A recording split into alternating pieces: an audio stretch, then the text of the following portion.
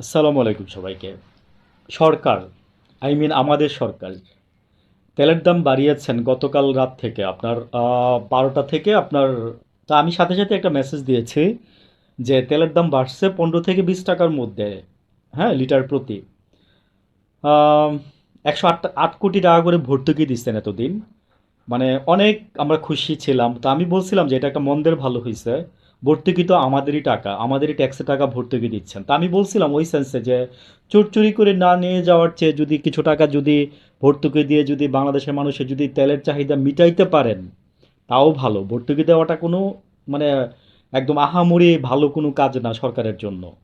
এটা হচ্ছে আপনি একটা পরিস্থিতি সামাল দেওয়ার জন্য দেন মাঝে মাঝে, সেটাই করছেন। এনিওয়ে, আমি যেটা বলতে চাচ্ছি বা আমি যেই কারণে এখানে এখন কথা বলতেছি সেটা হচ্ছে যে আজকে এটা এই এই অবস্থার জন্য আপনারা দায়ী না? আপনারাই তো দায়ী। ইরান, হ্যাঁ, দেখেন, আমরা বিবৃতি দেওয়ার আগে, বাংলাদেশ বিবৃতি দেওয়ার আগে ইরান বিবৃতি দিচ্ছিল যে বাংলাদেশ আমাদের বন্ধু রাষ্ট্র। বাংলাদেশ মুসলিম কান্ট্রি, বাংলাদেশ আমাদের বন্ধু রাষ্ট্র।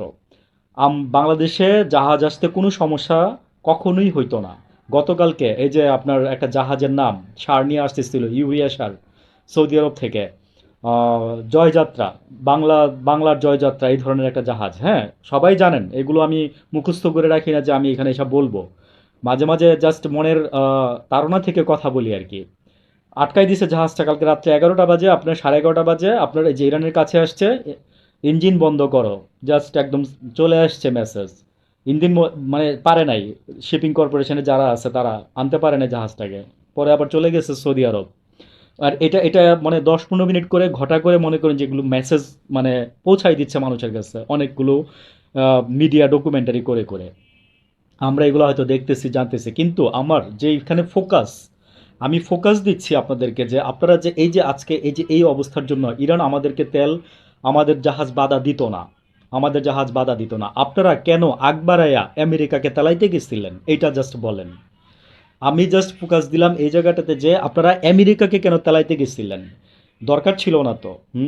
এত এত এত কাঁচা রাজনীতি, এত ভূ রাজনীতি বুঝেন না আপনারা, জিও পলিটিক্স বুঝেন না। মনে করছেন যে আপনাদের আমেরিকা বসাইছে, আপনাদের আমেরিকা রাইখা দিবে। হ্যাঁ, সামনে ইরান আসবে না। এরা জানেন যে এই যে আইন হয়ে যাচ্ছে, অলরেডি হয়ে যাবে কিছুদিনের মধ্যে। আমি বললাম কথাটা মোটামুটি বিশ্লেষণ থেকে বললাম যে এই যে জাস্ট মানে ইরানের মুদ্রা দিয়ে তেল কিনতে হবে সারা বিশ্বরে। তারপরে হচ্ছে আস্তে আস্তে আপনার এই যে চায়না মুদ্রা, যে ব্রিক্স চালু হবে ভাই, ব্রিক্স, সামনে ব্রিক্স চালু হবে। আমি এই কথাটা আরো 3 বছর আগে, 4 বছর আগে বলছি যে সামনে ব্রিক্স চালু হবে। আমেরিকার পাত্তাও থাকবে না 200-250 বছর। মানে সরি, ভিডিও বড় হচ্ছে, ভালো থাকবেন।